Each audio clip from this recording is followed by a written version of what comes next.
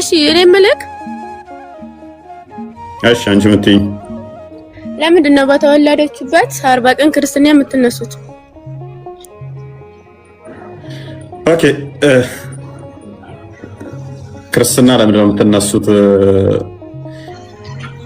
ክርስትና የምንነሳበት ምክንያት ምንድነው? እሱ ሴቶች ወደ ቤተክርስቲያን የሚሄዱበት አለ።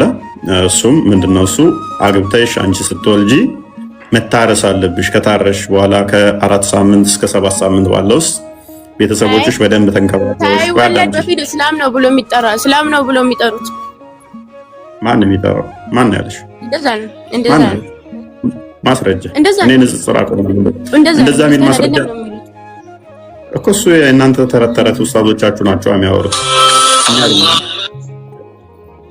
እኛ አይደለም። ኡስታዞቻችሁ ቢነግሯችሁ ተረት ተረት ነው።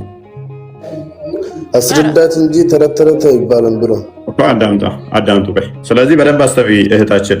እኛ እንደኛ አስተምሮ ከሆነ እኮ ነው በ40 ቀኑ ክርስትና እናስነሳለን። ቤተክርስቲያን ክርስትና እናስነሱት እኮ አዳምጪ። እሺ ሚዩት አድርጎሽ የሆነ ድምጽ እየገባብሽ ስለሆነ ያ ምንድነው እሱ ገላትያ ምዕራፍ 3 ላይ እንደሚናገረው አስቀድሞ ሕግ በሙሴ ከተሰጠ በኋላ ያ ሕግ ደግሞ ሞግዚት ወደ ክርስቶስ የሚያቀርበን ሕግ ነበረ። ያ ሕግ ደግሞ ወደ ክርስቶስ የሚያቀርብ ነው። ያ የአብርሃም ልጆች ለመሆን ይገረዙ ነበረ። በስንት ቀናቸው ነበር የሚገረዙት? በ8 ቀን ነበር የሚገረዙት። የአብርሃም ልጆች ለመባል በአብርሃም ለመጠራት በ8 ቀን ይገረዙ ነበር። በግዝረት ነበር የቆመው ማለት ነው። ያ ሕጉ ወደ ክርስቶስ የሚያቀርብ ነው። በክርስቶስ ግን ስንጠመቅ ክርስቶስን እንለብሳለን ማለት ነው። ግዝረቱ ሙስሊሞች ጋር ቀርቶላቸዋል? አልቀረጠም። ግዝረቱ ግን ከፍ ብሎ በሐዲስ መሰረት እንደገና ደግሞ አንዳንድ መዛቦች ልዩነት በመዛቦች ላይ ስላለ ነው ሴቷ መገረዝ እንዳለባት ነው ያስቀመጡት፣ ህፃናቶቹ ጭምር ወንዱም ሴቱ መገረዝ እንዳለባቸው። ስለዚህ በግዝረት የተሰጠው ሕግ አስቀድሞ እግዚአብሔር የሰጠው ሕግ ወደ በምን ተተካ? በአዲስ ኪዳን በጥምቀት ሆነ ማለት ነው። ልጅነትም እናገኝበት ዘሌዋውያን ምዕራፍ 12 ላይ ከቁጥር 1 ጀምሮ የመንጻት ወራቶች ነበራቸው። ያ የመንጻት ወራት ቀናቶቹ አሉ። ወንዱ የሚገረዘው በ8 ቀን ነበረ። በ8 ቀን ውስጥ ለምን የሚገረዘው? ለምን በ1 ቀን በ2 ቀን በ3 ቀን ለምን ሳይል እግዚአብሔር? ለምን በ20 ቀን ሳይል? የመጀመሪያ ሲወለዱ ህፃናት ደም ብቻ ናቸው። ደማቸው በጣም እንትን ነው፣ ፈሳሽ ነው። ክሎት አያደርግም፣ አይረጋም ቶሎ በጣም እንትን ይላል። ቢቆረጥ እንትናቸው ደማቸውን ፈሶ የሚያልቅ ነገር ነው። ልክ 8ኛው ላይ የክሎት የሚሆኑበት ወይንም ደግሞ ደም የማርጋት ቫይታሚን ኬ ሃይ ሌቭል የሚደርስበት ነው 8ኛ ቀን ላይ። ስለዚህ ያኔ ቢገረዙ ብዙ ደም እንኳን አይፈሳቸውም።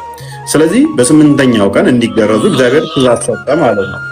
እግዚአብሔር ናህል ለህፃናቱ እንኳን እንደሚጠነቀቅ ከሳይንሱ ጋር አብሮ እንደሚሄድ ማለት ነው። ስለዚህ አብሮ እንትን ከመጣ በኋላ በአዲስ ኪዳን ግን ያመነ የተጠመቀ ይድናል። ያ እንደገና ደግሞ ህፃናቱን ወደ እኔ አምጡ አትከልክሏቸው ስላለ ህፃናት በእግዚአብሔር ቤት ውስጥ ማደግ ስላለባቸው የእግዚአብሔርን ቅዱሱን መንፈስ መቋደስ ስላለባቸው ማቴዎስ ወንጌል ምዕራፍ 18 ከቁጥር 1 ጀምሮ መንግስተ ሰማያት ለህፃናት እንኳን እንደሚገባ በህፃናት መስሎ ስለነገረን እንዲሁም ደግሞ ማቴዎስ ወንጌል ምዕራፍ 19 ላይ እንደሚናገረው ህፃናት የመንግስተ ሰማይ ምሳሌ ስለሆኑ መንግስተ ሰማያት አብረውን ከኛ ጋር መግባት ስላለባቸው ቅዱሱን መንፈስ አብረው መካፈል ስላለባቸው በቤተ ክርስቲያን ውስጥ ማደግ ስላለባቸው ወደ ጠንቋይ ቦታ ሳይሆን ዘናቸው የምንሄደው ወዴት ይሆናል ማለት ነው? ወደ እግዚአብሔር ቤት ይሆናል ማለት ነው። እነሱ አቂቃ ያወጣሉ። በ8ኛ ቀን ህፃናት ሲወለዱ ለወንድ 2 በግ ያርዳሉ፣ ለሴት ደግሞ 1 በግ ያርዳሉ ማለት ነው። ሐቂቃ ይባላል። እንደገና ደግሞ በእስልምናው ገና እንደተወለደ ህፃን ልጅ ሴጣን ይቆነጥጠዋል። ይሄ ይታመናል። ከኢሳና ከሜሬም በቀር ሁሉንም ሴጣን ቆንጥጦ አስለቅሷቸዋል። እኛ ጋር ሴጣን እንዳይጫወትባቸው ሴጣንም እንዳይደርጋቸው ቅዱሱን መንፈስ ተዋህደው በዛ ውስጥ ያድጋሉ። የሴጣን ምን ነው መረጃውን አዘጋጅልን ክርስቲያን ቆይ ችግር የለውም። ምክንያቱም ሱራ 17:65 ላይ አማኞችን ሴጣን አይነካቸውም ካለ በኋላ ህፃናቶቹ አማኝ ከሆኑ ሴጣን ሊነካቸው አይችልም፣ ሊመጀልጋቸው አይችልም ነበር ሴጣን አማኝ ስላልሆኑ ነው። እንደገና ደግሞ ህፃናት ቢሞቱ እንደ እስልምና አስተምሮ የሙስሊም ህፃናት ከወላጆቻቸው ጋር አብረው ገነት ይገባሉ ይላል። የአማኝ ላልሆኑ ደግሞ ገሃነም ወላጆቻቸው ጋር ተከትለው ይገባሉ ይላል ማለት ነው። እንደዚህ ይላል። እሺ ከፈርጎ አዲሱን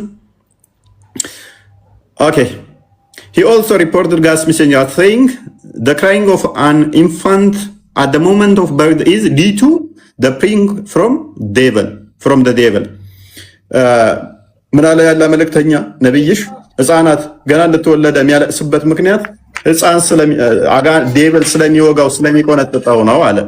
ስለዚህ እኛ እንደዚህ አይነት ነገር አጋንንት ተጠናውቶት ህፃናት ማደግም የለባቸው። ህፃናትን ደግሞ አጋንንትን ደግሞ ለሰዎች የሚያስጠጋው የሚያቀርበው ማን ነው? አላህ ነው። በቁርአኑ እንደሚናገረው መስተቀር አማኝ ላልሆኑት አጋንንትን ማስጠጋው እኔ ነኝ ብሏል። ስለዚህ እነኚህ ህፃናት አማኝ ቢሆኑ ኖሮ ሴጣን አስጠግቶባቸው ሴጣን እንዲወጋቸውና እንዲያስለቅሳቸው ባላደረገ ነበር። የኛ አምላክ ደግሞ ምን አለ? አጋንንት ይጫወትባችሁ አጋንንት ይውጋችሁ ሳይሆን ያለው ሴጣንን ሳይሆን ያቀረበብን ህፃናትን አንጡልኝ ወደ እኔ መንፈስ ቅዱስን ይቀበላሉ፣ እርኩስ መንፈስ ከነሱ ይርቃል አለ። የቱ ይሻላል? አጋንንት እንዲጫወትባቸው ማድረግ ወይንስ መንፈስ ቅዱስን እንዲቀበሉ ማድረግ? ምርጫው እናንተ ይሆናል ማለት ነው።